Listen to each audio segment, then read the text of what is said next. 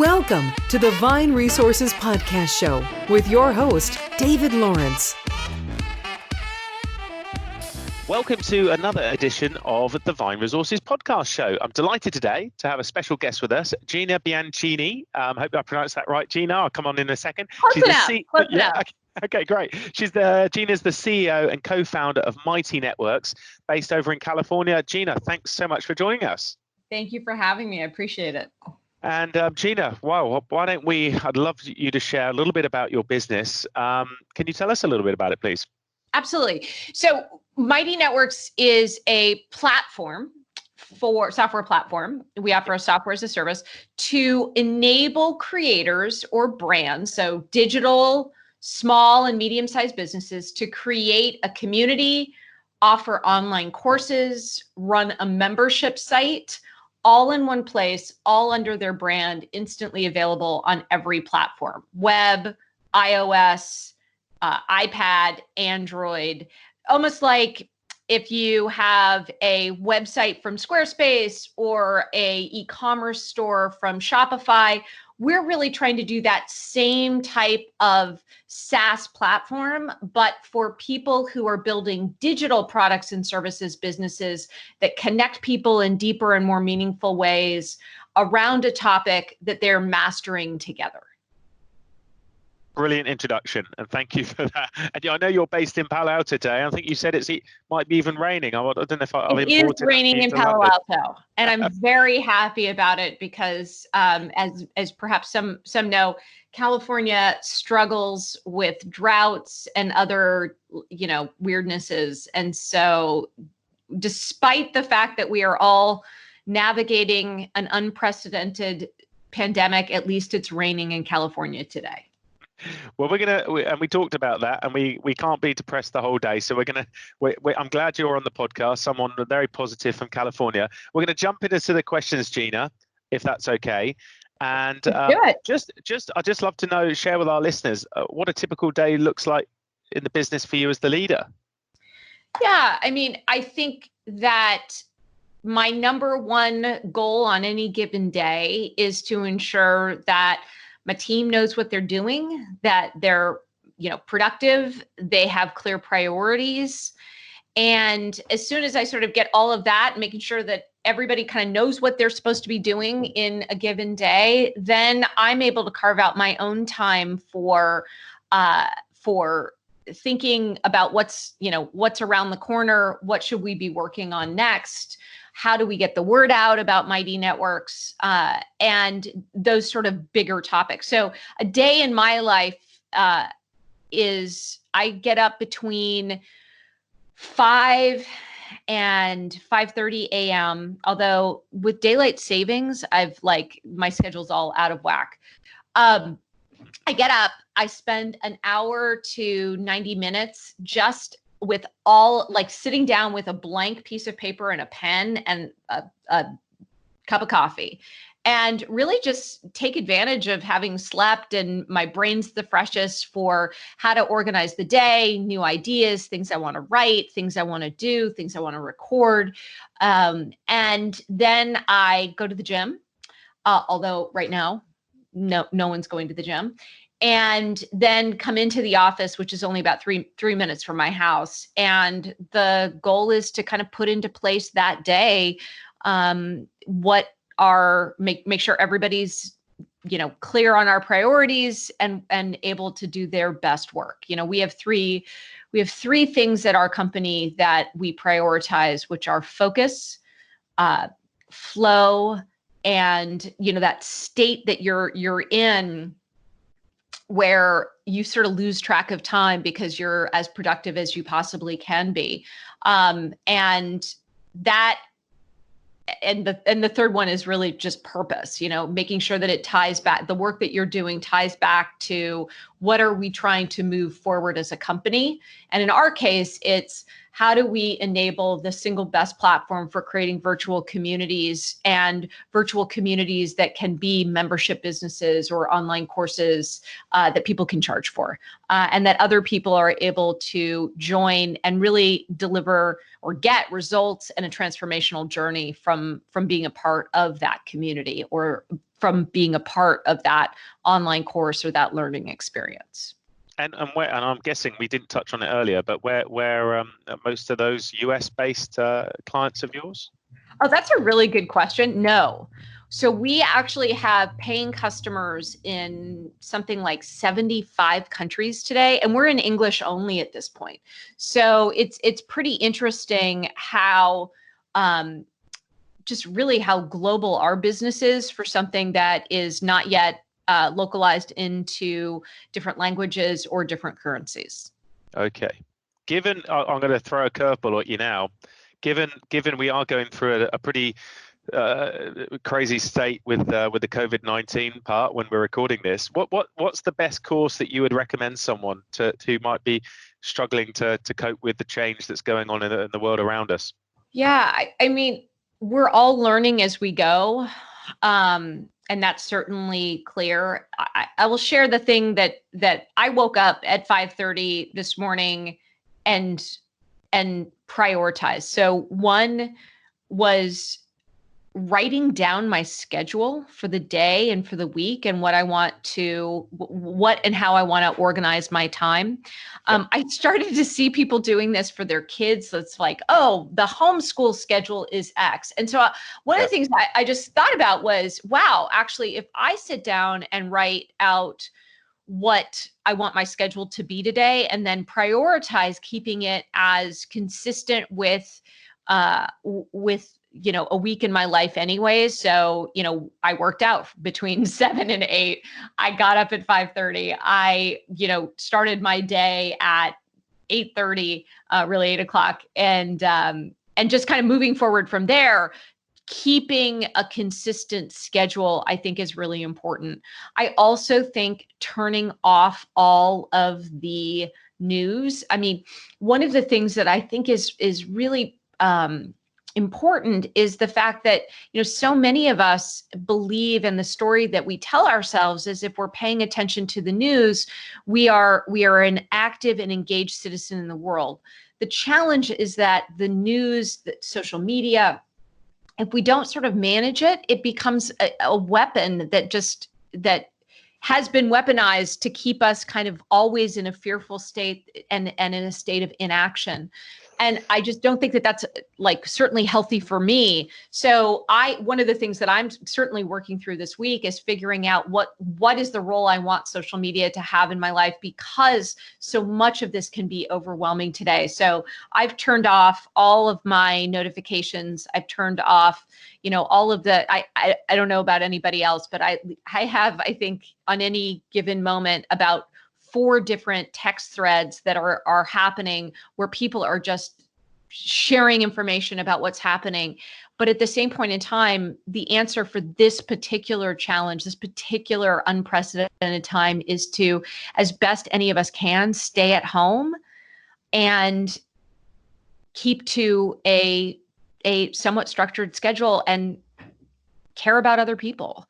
And I feel incredibly fortunate that the one thing about our business here at Mighty Networks is that we have been investing in software and creating software and building the kind of team that is attracted to building software that connects people at a deeper level, especially people who may or may not know each other, connecting around a deeper topic that they want to learn about, they want to delve deeper into. Our kind of key categories here at Mighty Networks are around career, which is more important than ever, around health and wellness, again, more important than ever, and important interests, whether that's personal finance or whether that's instructional information around cooking or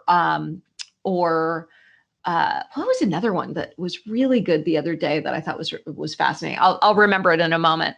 And so when I think about, this moment from a bigger perspective, one of the things that I woke up this morning thinking about is one, we're just figuring out our new normal, and being kind to myself and to other people as we figure out this new normal.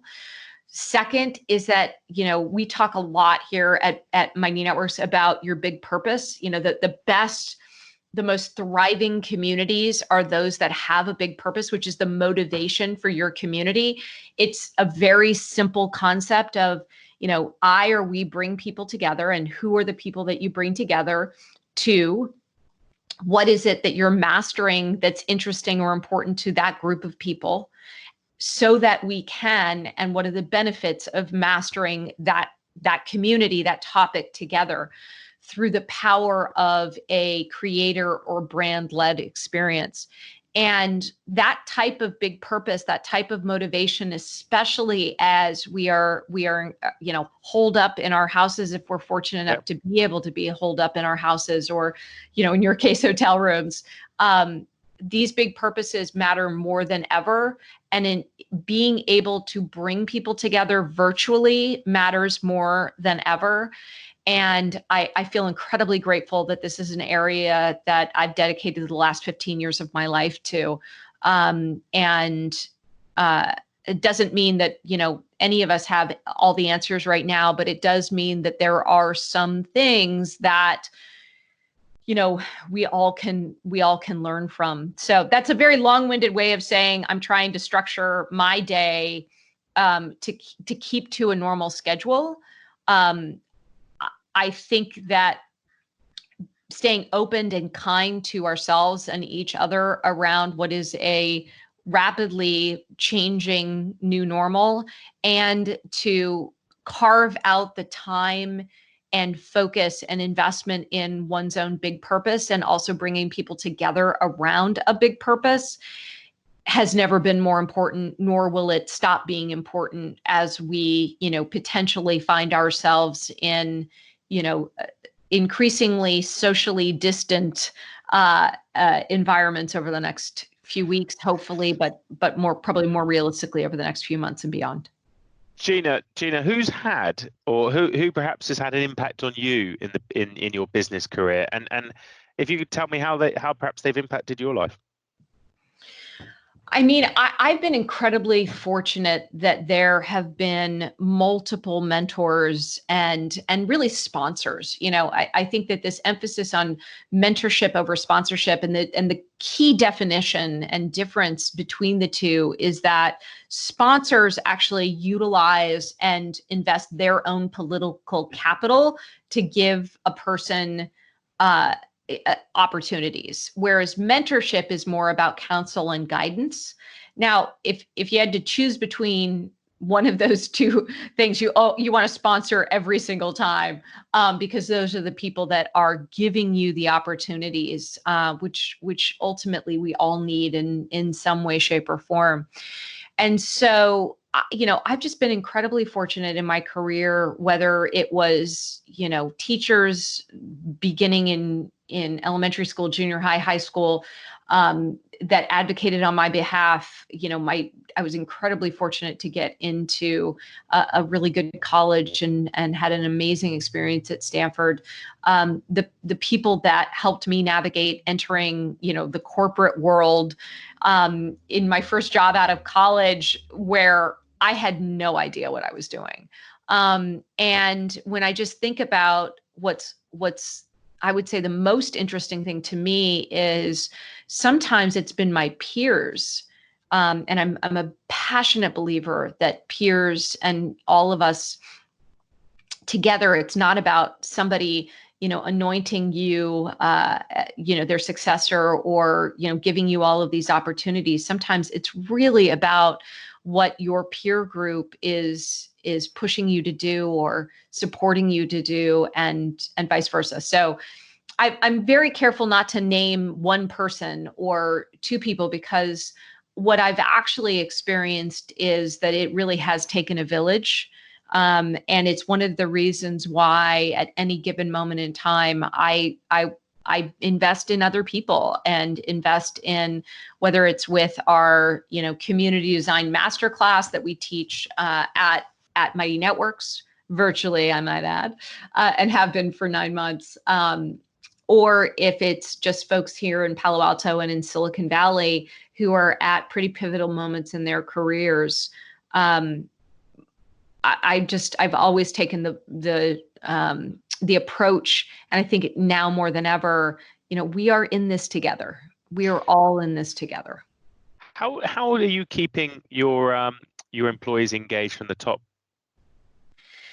Yeah, so we have a team of 24 people today. We're actually we are pretty lucky that about 4 years ago, we moved to a Wednesday work from anywhere, work from where you're most productive, kind of coming back to that kind of key corporate sounds so big, key company priority of, I want everyone on our team, and our leadership team really wants everybody to find the place where they're going to have the most flow and work on things that matter and be able to focus. So, minimizing meetings, really being clear in a schedule that is an agile based approach. So, we do 2-week sprints. We have plannings on the Monday at the beginning of that sprint. We do retrospectives 2 weeks later. At the end of that sprint, we push live what we can from that sprint.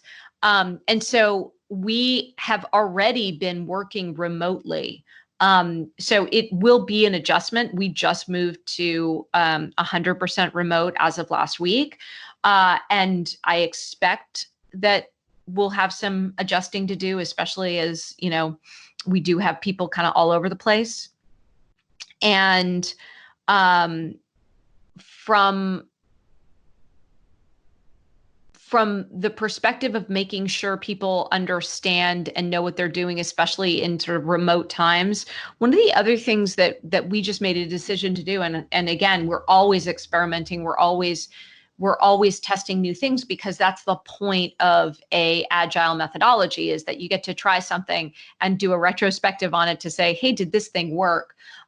Is just making sure that we're focused on one big project, as opposed to trying to coordinate a lot of little projects during this sprint while we all make this transition to a new normal that is working from our homes. What do you what's the best one piece of advice that you've ever received that you could share with us?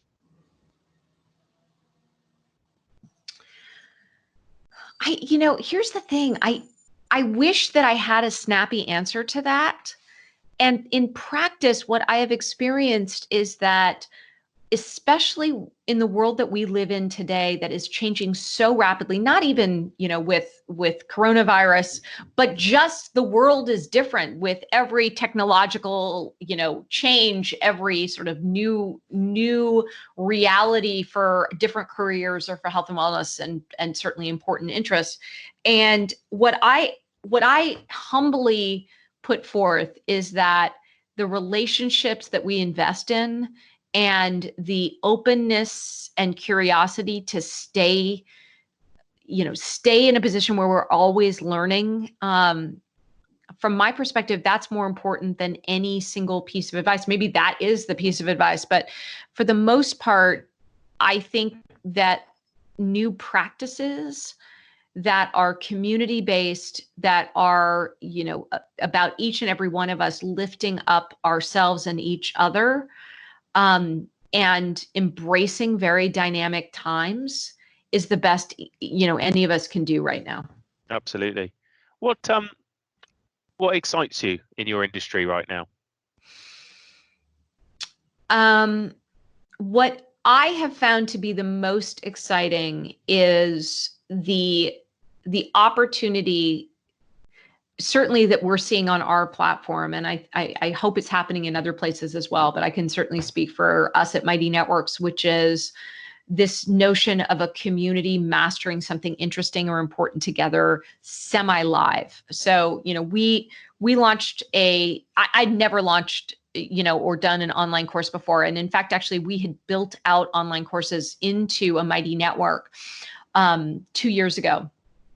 And in talking to all the people that wanted them, and we didn't wake up one day and say, hey, we should have online courses. They were they were asked of us for over a year by all these really interesting creators and course instructors. And so and the motivation was, we had a really fantastic community platform, and they saw the opportunity that instead of having their online courses on one platform and their community on a different platform, in many cases that would be Teachable or Kajabi and a Facebook group, they wanted to bring their courses and community together in one place on one platform, so that it would increase the likelihood that people finished their online courses, had great results from online courses, and because the community is what drives the results of an online course. So the people that we were talking to were always telling stories, always sort of giving their credentials. Oh, I've been working on online courses for 10 years. And I thought you actually had to have a degree in teaching online courses in order to teach an online course. So I never taught one.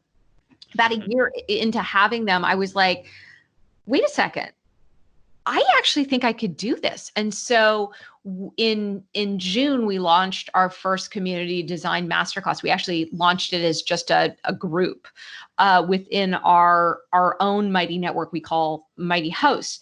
And overnight, I was like, this is the best thing I've ever done. It was so energizing. It was creative. The interactions just gave me energy that I never, thought I could get from people. Because sometimes, you think about people as like being kind of a grind.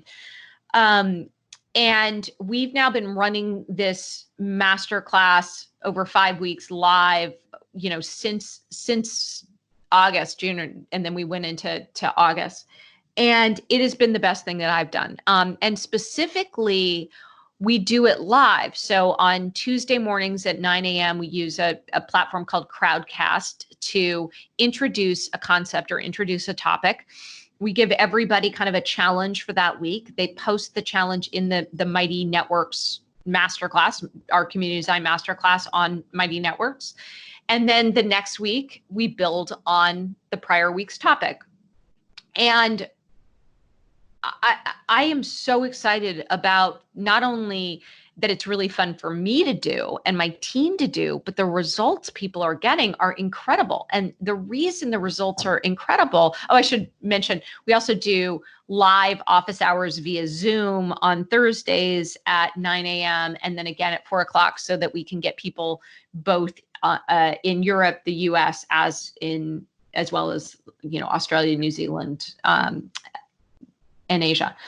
So that to me has been the most magical thing over the last year. And certainly as we're all navigating just a very different time and one that is just requires us to find new ways of connecting as human beings, a pretty relevant one. But that's the thing I would say I'm most excited about, is when you bring a course and community together in the same place, something magical happens. And it's not just, you're paying for less software or, it's easier to manage. It's that the combination of a course and dedicated community that is mastering that topic together in the same place unlocks a level of connection that has brought creativity, energy, and new ideas and new thinking that I did not expect. Is there a story or something you can share, something that you take back to your childhood that may have influenced your work ethic in your later life?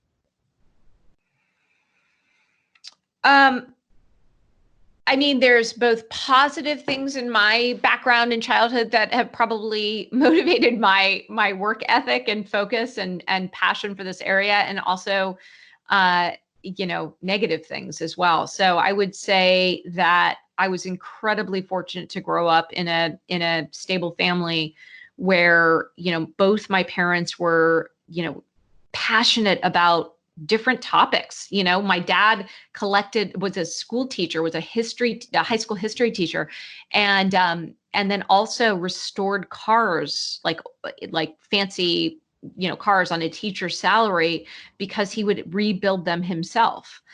So that was, the world I grew up in. And then my mom always had like some, interesting interest, whether it was raising guinea pigs and showing them at the Santa Clara County Fairgrounds here in Silicon Valley, or rabbits, or there was a period of time where we were drying a lot of apricots, for example. And what was, so this notion that people were curious and multifaceted, and their interests and their passions and their goals mattered was instilled in me at a very young age. And then when I was 11, my dad was killed in a car accident by a drunk driver when he was out of town on a business trip. And I would say my coping mechanism for that level of uncertainty and just, it's chaos when you go from sort of like overnight to have a 38-year-old man killed, that like you're sitting there and you're like, oh my God, like, what do we do now? And so my answer to that was to just work incredibly hard. And I'm still very good at working incredibly hard, probably as a result of that. And that sort of sense of working hard, having, gives me agency and gives me some level of control over my life. Look, as a final question, and thanks, Gina, I really appreciate sharing so much with our community. If you had your time again and were just giving your 20-year-old self just one piece of advice, what would you say to yourself now looking back?